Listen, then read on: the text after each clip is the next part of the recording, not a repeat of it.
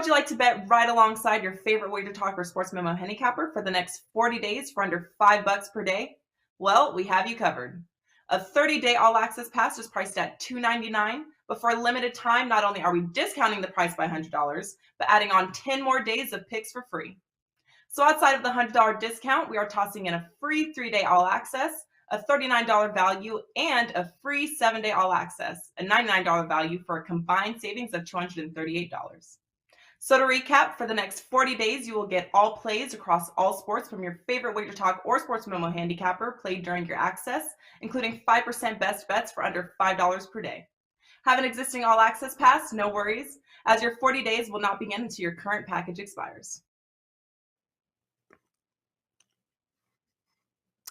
Hey guys, happy Tuesday. Welcome in right here to WagerTalk TV. You're watching Puck Time. I'm Andrew. I have Carmine with me and Don Buster as usual. Looking forward to breaking down day 2 of the Stanley Cup playoffs here. Guys, we have 4 games. Of course, our bets at the end. 2 props, one from Carmine, one from myself, and of course the famous Buster first period puck line. You can find that near the end of the show. But boy, did it feel like a playoff atmosphere yesterday. Just an unbelievable start. A lot of great games, lots of great intensity. Before I throw to Carm, I just want to say to all of you out there, thank you for taking advantage of the great NHL playoff package we had available for all of us handicappers. A lot of you guys did take advantage, and we really do appreciate it, and we hope to have plenty of success for you.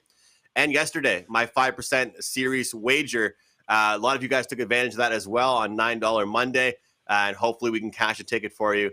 I'll be a big series wager type guy during the playoffs, and I won't be involved heavily every single night with the clients. Last night, just one play on the Carolina Hurricanes, but we've got some serious bets down, and looking forward to hopefully cashing some good tickets. But Carm, a good night, entertaining one to say the least last night in the NHL. And some upsets, some dominating victories. Pretty much had everything last night, Carm. Yeah, there was a little bit of everything. I went out to watch. We did almost like tailgating. We were because I know the way Toronto is and the suburbs in and around Toronto. Every bar, sports bar, every locale was going to be absolutely rammed with Leaf fans. So we got to a place at around 5:30 for a 7:30 game, and we got ourselves a good spot watching those games. And like early on, in thinking about the stuff we talked about on the show, I was like, oh, well, things are looking good. The Carolina game has gone over. The Leafs game is going to stay under. It's going to be a good day overall. And then kind of like that boat or ship that left Liverpool and then hit an iceberg and sank. That was the rest of my evening, Andrew. It was like the Titanic. The Edmonton Oilers. I've said it all year. All year I have talked about this is not the players. It's on Ken Holland and it's on their goalie, Mike Smith. And what do? I've got the Edmonton Oilers yesterday. Mike Smith being Mike Smith. I was kicking myself, in all honesty, with that one. You can't put it on the players. They played great. Andrew, Draisaitl, McDavid, they all played well as a team. Their goaltending let them down yesterday in that one. But listen, those were some very good games. We talk about goalies. You look at Freddie Anderson out of the lineup. In steps Antti Ranta, and that team played in front of them, and he stopped pucks when he needed to stop them. That's what you're supposed to do. Who didn't stop pucks yesterday? Vasilevsky. Not the greatest game for Tampa Bay, but maybe the Leafs were just that much better. Anyways, we got 4 games, a lot of good games to discuss today. And joining us, my favorite Mexican, he's Canadian, but living in Mexico, Don Buster. How you doing, Don? I'm well, Carmine. And actually, I'm going to start with congratulations to you. I saw on the Twitter there on the weekend that you hit for that 50-50. Good for you. Great time on your anniversary. And I'm sure you guys enjoyed that whole weekend with that. As far as the games last night, yeah, we get exactly what we think we're going to get. We get an upset. We get a couple upsets with St. Louis upsetting as well. I personally didn't think that, but I mean, it's playoff hockey. We're going to get a lot of this stuff. We'll quickly talk about the elephant in the room with the Leafs there. Again, I get, of course, my 5% big play that I put out, gave out basically for free on a video, and also put out for $9 was, of course, because I've talked on here for the whole year, Tampa Bay getting plus money. So I'm going to do my best, Aaron Rodgers. Relax. It's one game.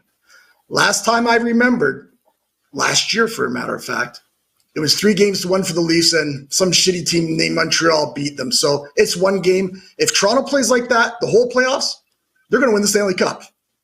That's not going to happen. So anyways, 4 good games again tonight, and that's all I'll have to say. God bless you, you wonderful soul, you.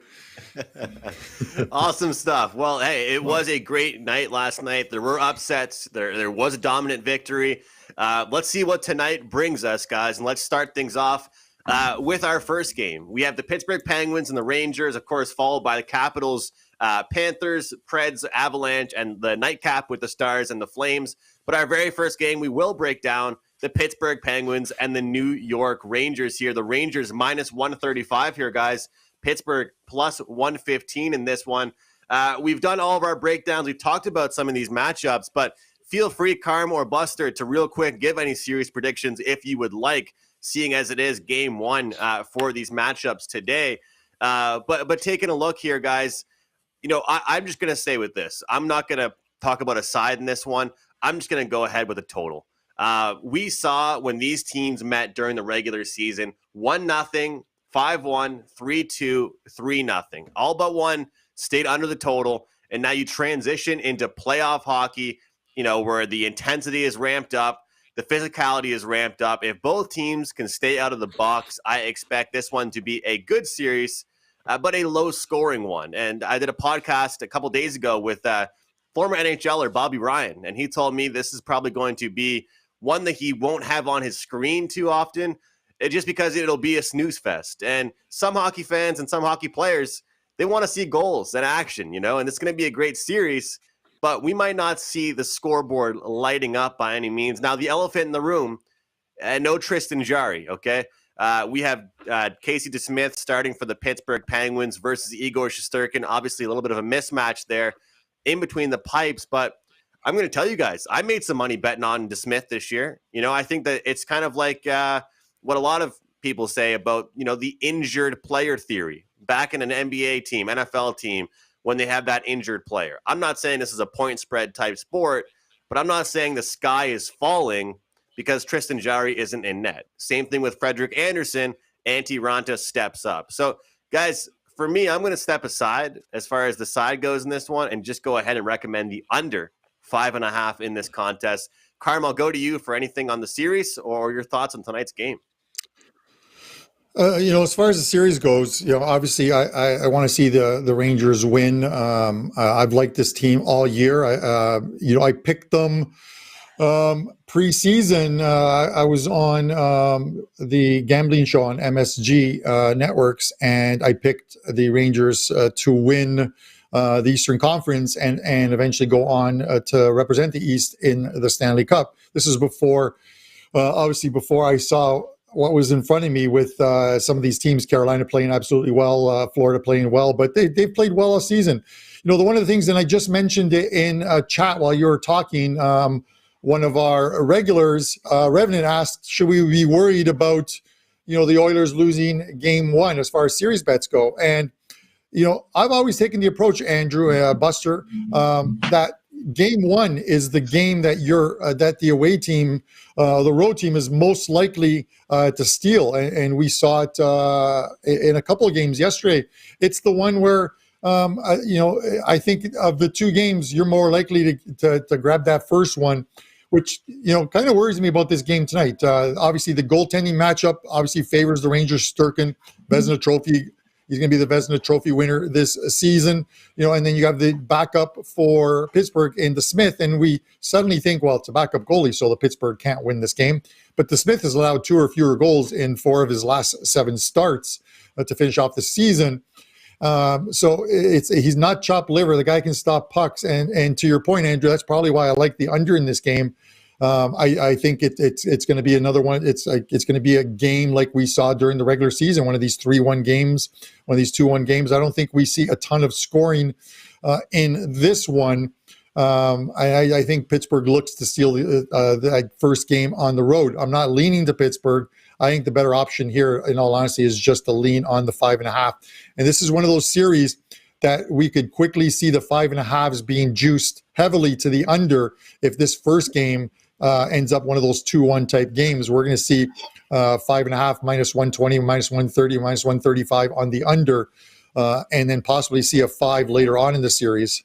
But for me, it's the under here. Buster? Yeah, I will have to agree with you guys on the under. It's not going to make my card. Pretty impressive stuff from you guys.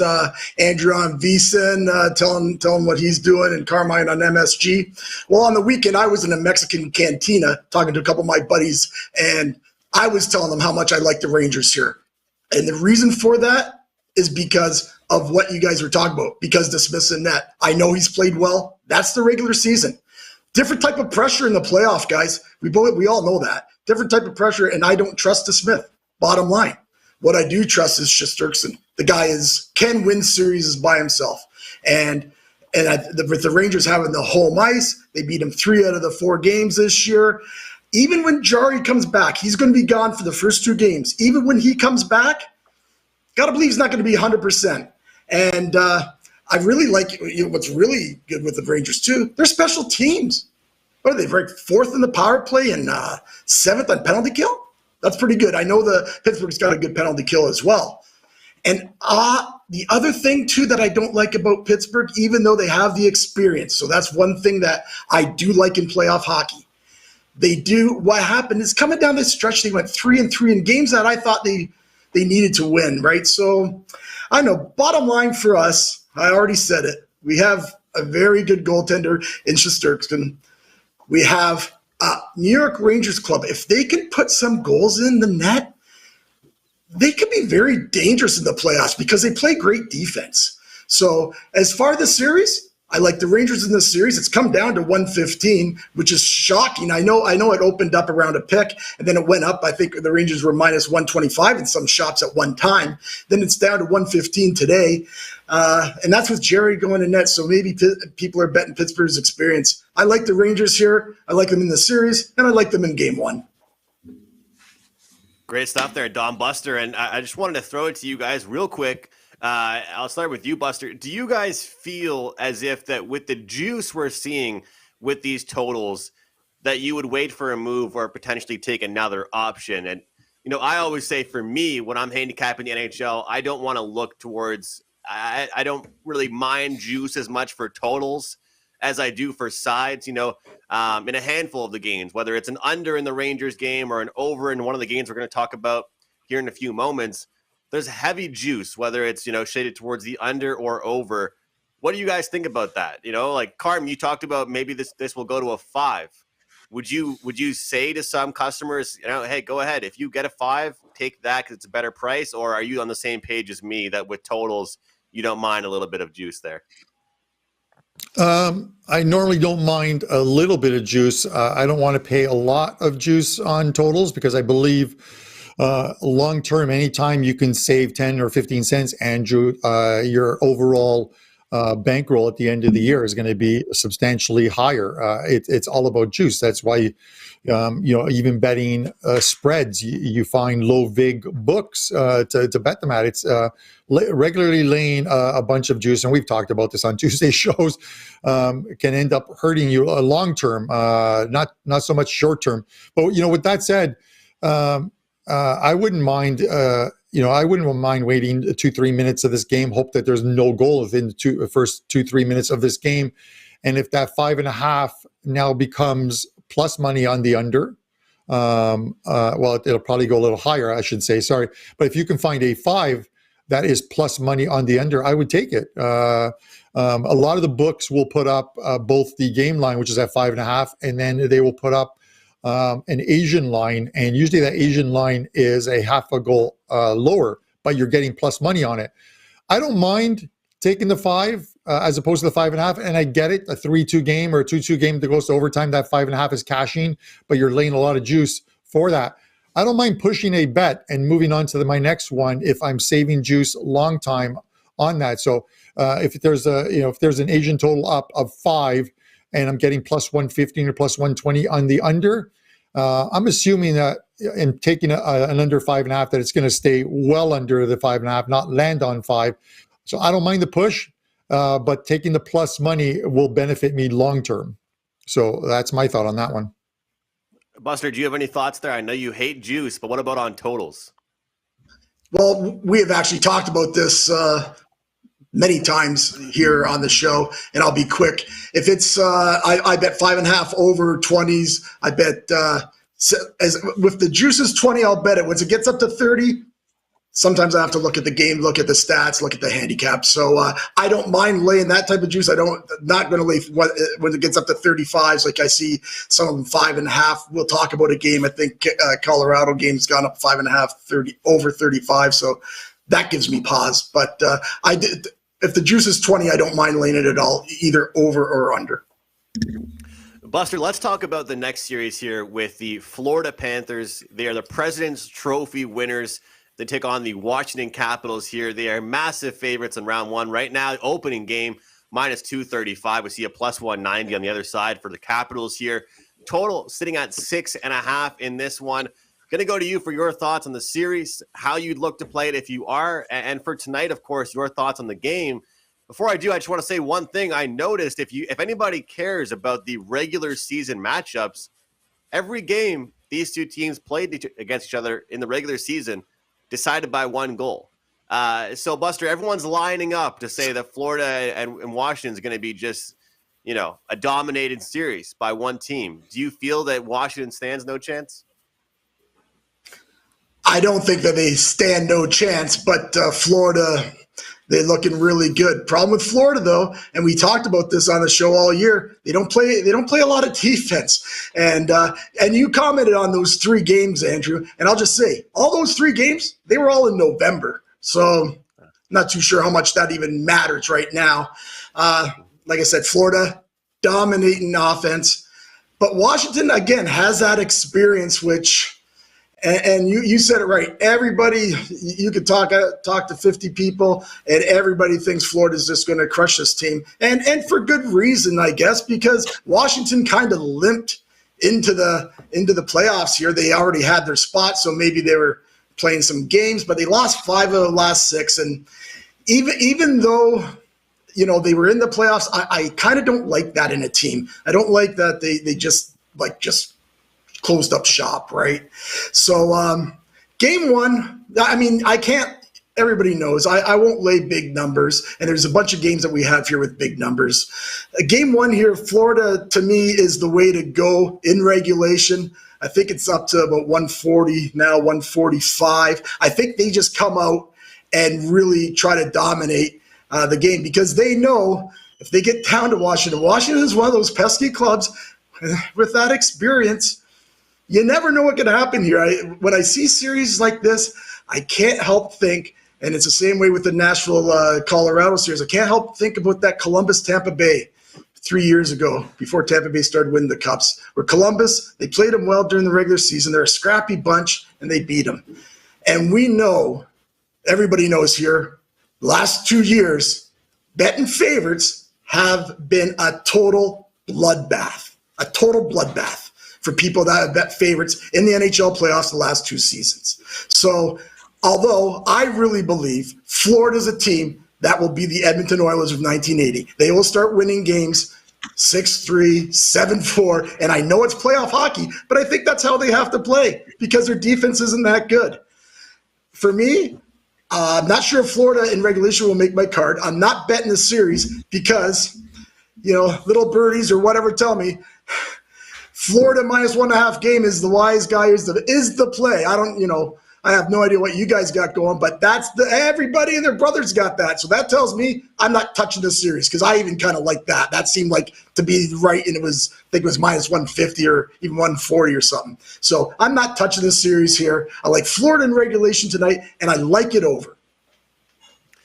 Great stuff there. Lots of passion there from Buster here. Getting going with this. It's a playoffs, Andrew. It's a playoffs. I love it. Hey, Buster, I gotta say though, if the public always lost, nobody would gamble anymore. So the public's right sometimes, and unfortunately, I'm a part of that category that you mentioned with the -1.5. But that was actually going to be my segue over to Carm, was the fact that I got it -150. And that number has shot up to like 80, 85, even more. If you're playing that series, you're pretty much looking towards the 2.5 now at this point. But whether it's a side or total, what are your thoughts here, Carm? Yeah, I think the 2.5 might be dangerous because this could very well be one of those 4-2 type series. But I do think Florida gets it done in the end. Buster got me so excited. I don't know what's in those avocados down south there, but man, that guy is jacked. But you look at it, and he made some good points. This is a Florida team that is likely going to score a lot of goals in the playoffs. You can look at so many different variations of bets with them as far as like team totals and stuff. But the books are ahead of you on those as well too, and you're going to be paying juice on those.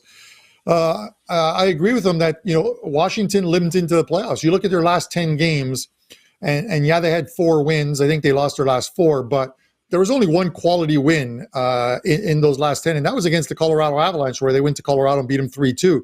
They beat Arizona. They beat Montreal, which was back-to-back for Montreal when Carey Price played the first game and on the Friday night, and then they were just emotionally spent on the second one because I took Washington and they beat them like 8-4, and they beat Philadelphia. There's only one quality win, and that is against a Colorado team that was still missing Landeskog and with some injuries. So they've limped in, but they knew that they were in a playoff spot already. The spots in the East were pretty much guaranteed. It was just positioning at the end. It's tough to go against this Florida team. Yes, they lost their last game at their last regular season home game to Tampa Bay 8-4, but they had won 11 straight prior to that, and they had won 20 of 23 prior to that loss against Tampa Bay. They just don't lose games at home normally.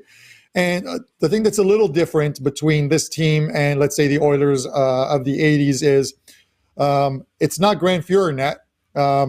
With 3.55 goals against average, it's Bobrovsky. And whether you believe it or not, whether he's a playoff goalie or one that can take him to a cup, he still had a very good average this year on a high scoring team. His goals against average was 2.67. That's ultra impressive when you're on a team that scores a lot of goals but also concedes or allows a lot of goals. So with that said, it's Florida as to win the series. I would lay the 1.5 here. I think they get it done in 4, 5, or 6 games.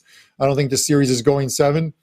Washington's got some talent on that team, but Andrew, we talked about it. They're a fade closing out the season, and they didn't disappoint most of the time.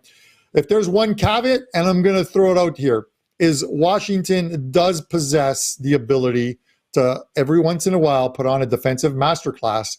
And they did it one weekend, just a couple of weeks ago, I believe. They went in. They played Boston and Pittsburgh and shut both teams down on that weekend, Saturday and Sunday, winning both games. Can they do it to this Florida team? I'm not quite sure they can, because this is a better scoring team than that Pittsburgh and Boston team was. But let's just keep that in mind, that they're going in looking to steal one of these 2 games. Normally, game number 1 is the one you do it on. But still, with all that, I'm still going with Florida, and I'll take them regulation and on the puck line. And that's going to be a great series for prop bets as well. So you guys will hear me talking about lots of props in this series. I expect plenty of goals here in that one. And speaking of goals, I think we can all agree that, Carm talks about defensive masterclass there. I think that if Washington's going to have any success, they're going to have to learn to win low-scoring games. If it's 1-4 or 1-5 wins, you can sign me up for the Florida Panthers. So look forward to seeing kind of how that series unfolds. But we'll keep talking about that, of course, as the playoffs move forwards. Our next one here, of course, it contains the Stanley Cup favorites, the Colorado Avalanche, listed as -320 favorites here, fellas. We got the +280 underdogs on the road, the Nashville Predators. And, this is an interesting matchup because, Well, we didn't think this was going to be the matchup up until the very last moment. And hats off for Carm. Carm was pretty much live tweeting that night during these games, and the Arizona Coyotes play spoiler to try and mix up the playoff matchups, and they certainly did that. But guys, the Colorado Avalanche and the Nashville Predators, you take a look at their season matchup. Like I said, if you care about that, maybe you don't. But interestingly enough, we saw Nashville sweep Colorado in the regular season, 3-1 during the regular season. And, some of those were high-scoring games. Some of those were low-scoring games. So they have proven they can beat this team. But keep in mind, there were some injuries earlier in the year with Colorado. They did face some issues, and they had to battle adversity through a large part of the, early in the season. When I look at this matchup, I look at Nashville, and I say to myself, first of all, injured goaltender, can Big Save Dave get the job done? I don't know if he can. And can the depth show up for Nashville? I'm not sure that they can. With Colorado, I'll tell you what, fellas, I did a fantasy hockey playoff pool the other day. I was taking guys on the third line for the Colorado Avalanche. They're going to go deep, and they've got several lines that can score. With Nashville, I can't say the exact same thing here in this one. But here's the thing. When you have a price like this at minus 320, and you're trying to find a way to be successful, in game one, Carm mentioned it. This is where you see upsets happen sometimes. Give me the over 6.5. I think this is going to be, when you don't have any film, you don't have anything to work on from the previous game, you're just going to go out there and give it your best. Nashville might shock Colorado. And let's not forget, Carm, taking a look at what we saw from Colorado, their last 10 games of the season, they were giving up goals, 4, 5, 4, 6, and they weren't closing out their season on a very good defensive note. Give me the over 6.5 here. Should be a good one. Nashville, Colorado. Carm, we on the same page here? Yeah, I see some goals here. I think you look at Colorado, the way they closed out the season, it almost kind of mimicked what I talked about with Tampa Bay on previous shows in their last couple of seasons, their Stanley Cup winning seasons, where they knew where they were going to finish. They knew they were going to finish top. It was whether they win the President's Trophy or not. Maybe it didn't matter to them at the end too, because they gave Darcy some time off between the pipes. They put Frank Cruz in goal for some of those games. I don't think this is a team that's limping into the playoffs. I think it's the complete opposite. I think it's a team that's getting healthy after knee surgery and missing 22 or 23 games. Gabriel Landeskog is back on the ice. He's been back on the ice for a while, but they basically weren't going to play him until game one. He'll be in the lineup tonight for them. Kadri missed yesterday's skate, non-COVID related illness. There's a bug going around in Colorado right now. Everyone seems to be getting sick, but it hasn't really hit the team as of yet. Kadri had a bit of it, but they're talking about how he'll be in the lineup as well too. He's an important part of that second line. That Landeskog will be on that second line.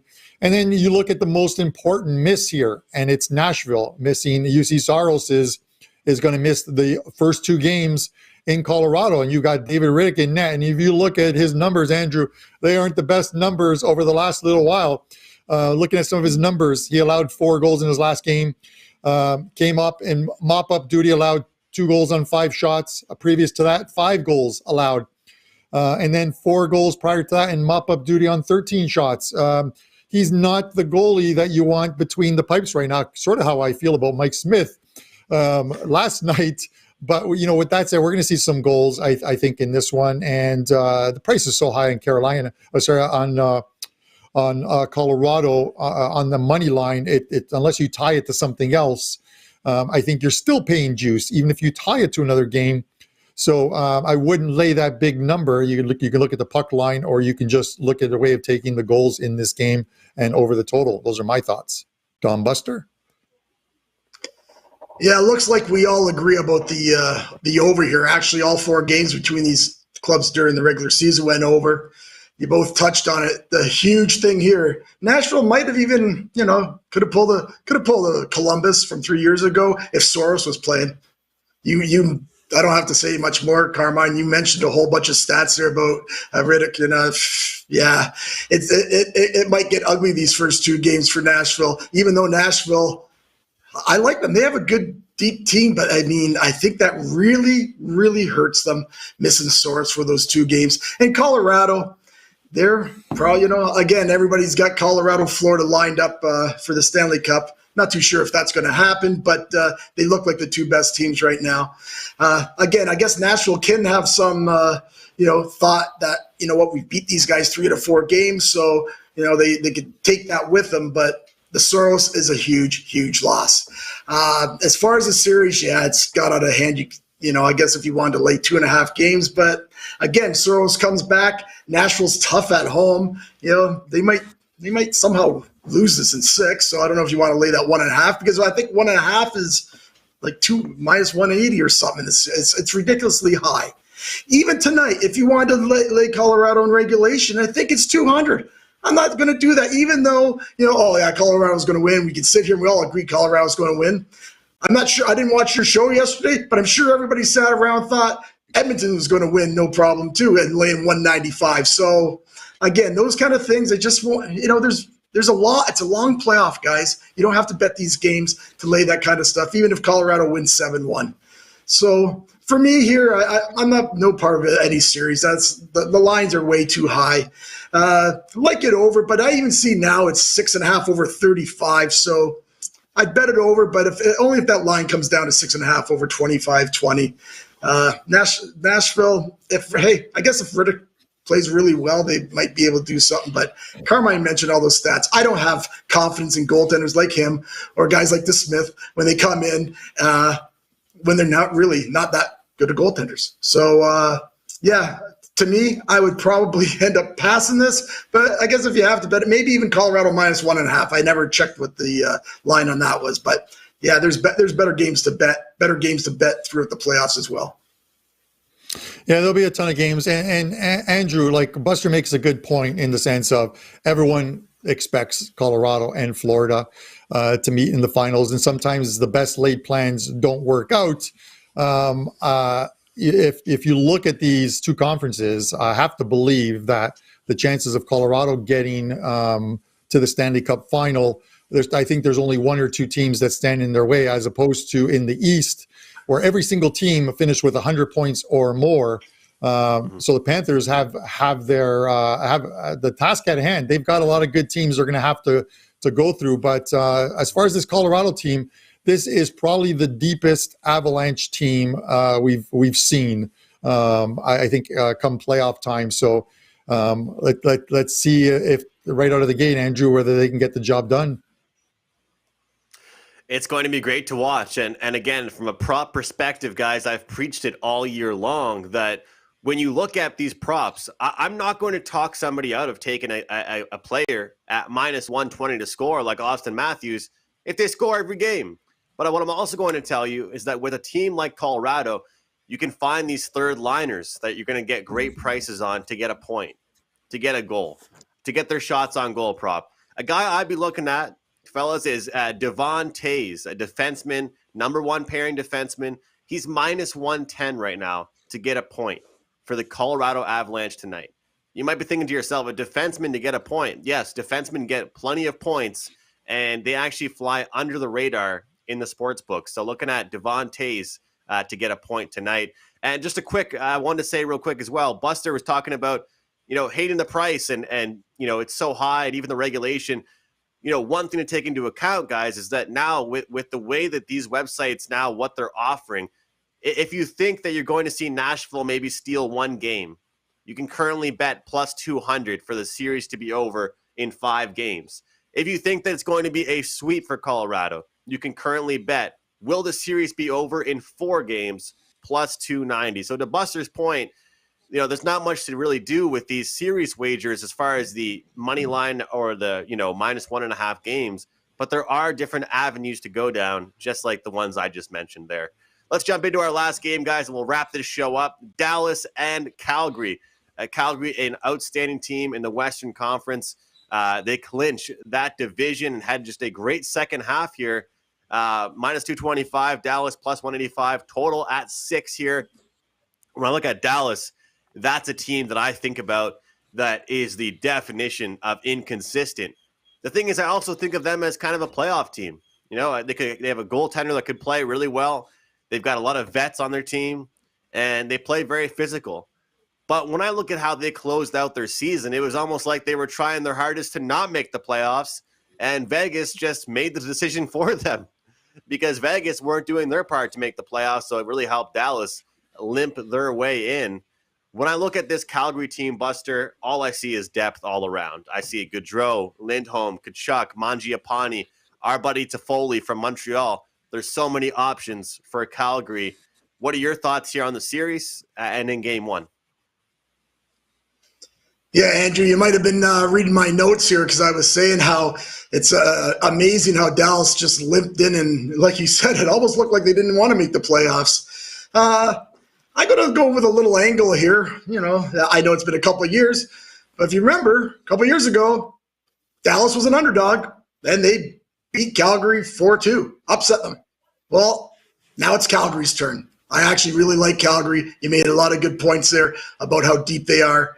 And I know, but mind you, it seems like Calgary would have probably liked to play Nashville instead of Dallas because Dallas is one of those teams that's just a gritty team.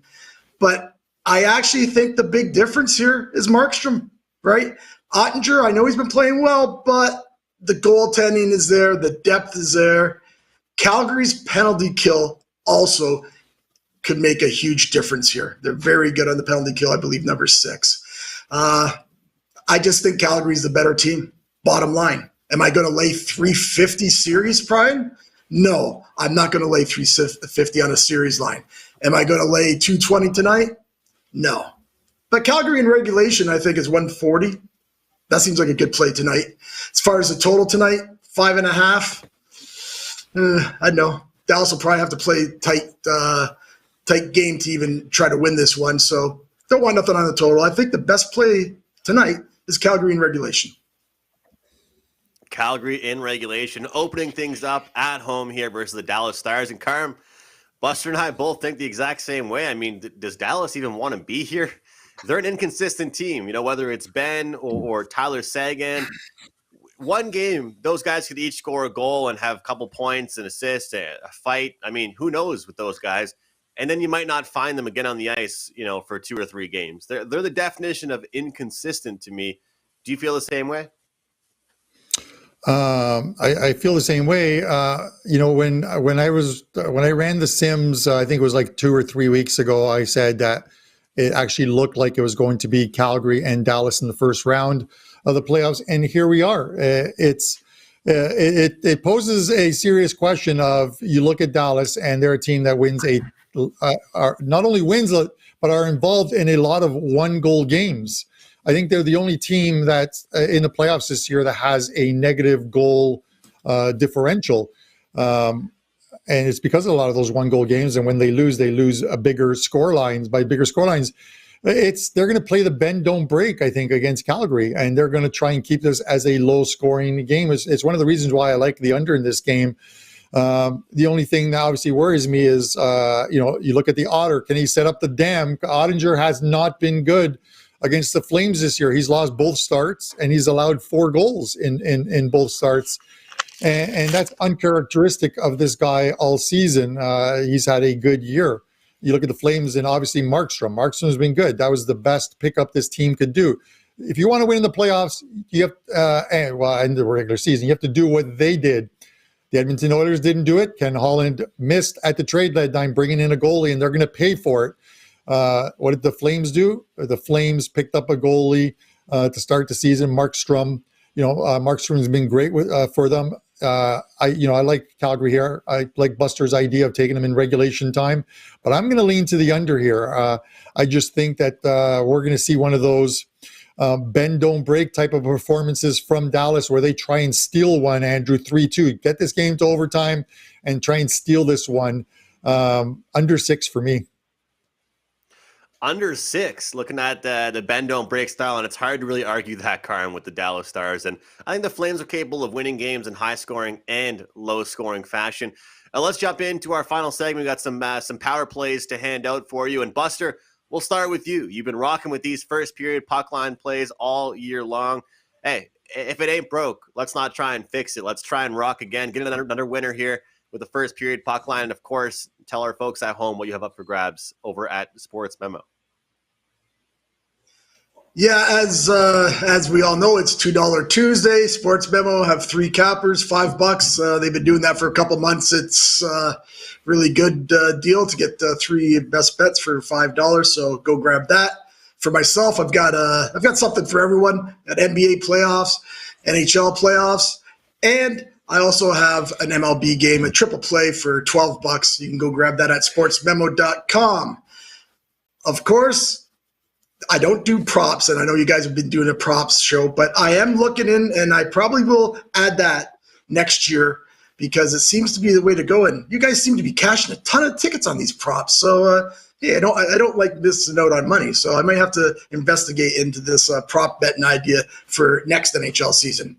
But for now, we're going to go Florida, first period, puck line, -0.5, +125.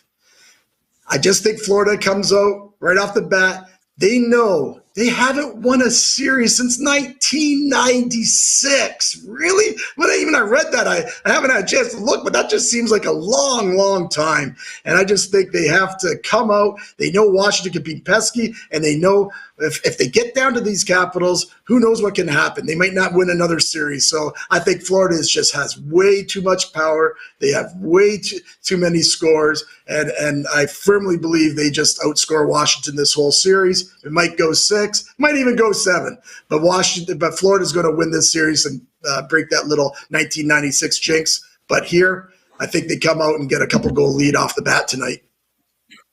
Well, Buster, that means that they haven't won a series when I've been alive, which is pretty crazy to think about there. Don Buster, everybody, sportsmemo.com. That is crazy. Great plus price, though, with Florida in the first period. I mean, a team with heavy favorites there, first period puck line, Florida Panthers. Carm, over to you. I was watching stoppage time earlier. I know there's some soccer action going on this week. What's going on for you overall tonight? And, of course, your power play for today. Yeah, one Champions League play today. Game goes at 3:00. In that package, there is also 5 prop bets that I really like that I've already played. So you guys can take advantage of that. And then 3 plays up in NHL tonight. Let's get some W's in the win column for all of you guys out there that have been following along with me. My show best bet is going to go back to that Colorado game. Landeskog back in the lineup. He was averaging well over a point a game. He was scoring before this injury. I think he had 66 points in 51 some odd games. I'm going to take him to score a goal tonight on that second line. Plus 105 you're getting, so you're not laying any juice. I think the last time I laid juice with a goal scorer was Austin Matthews, and the Preds yelled at me saying it was the dumbest play I could do, and then Austin Matthews scores a goal in Arizona. But with that said, let's get the Preds out of this conversation and Landeskog into it. Gabriel Landeskog to score a goal tonight, plus 105, Andrew. That is my show best bet. Great stuff. Landeskog at plus 105. Carmine, you can find him over at WagerTalk.com. Guys, I have a best bet up in baseball, best bet in NHL for tonight, and up plus 160 units in 2022. So join me tonight.